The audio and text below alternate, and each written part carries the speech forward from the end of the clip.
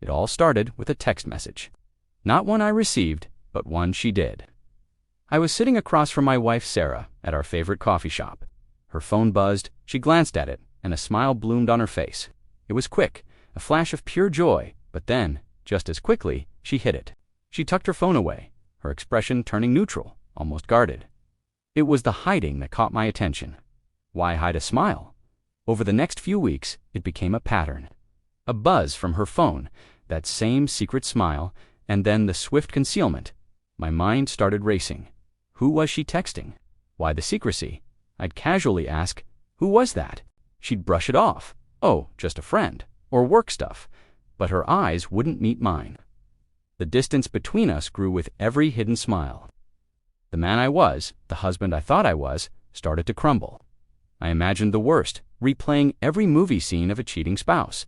I felt a pit in my stomach that wouldn't go away. I knew I couldn't live with the suspicion anymore. One evening, my heart pounding, I decided to confront her. I sat her down and took a deep breath.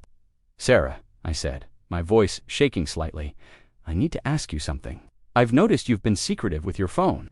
You smile, and then you hide it. Please, just tell me what's going on." She looked at me, her eyes wide with surprise, and then they filled with tears. She unlocked her phone and handed it to me. My hands trembled as I took it.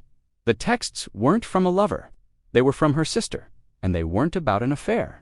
They were planning a surprise for me. For our 10th anniversary, they were planning to recreate our very first date down to the smallest detail.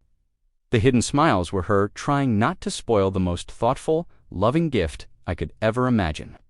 The wave of relief that washed over me was overwhelming, followed by a tidal wave of guilt. All this time, while I was suspecting the worst, she was planning the best. I pulled her close, whispering, "I'm so sorry," over and over. That day, I learned a tough lesson. Sometimes, the stories we tell ourselves are far more destructive than the truth. Thank you for listening, and remember to subscribe for more stories.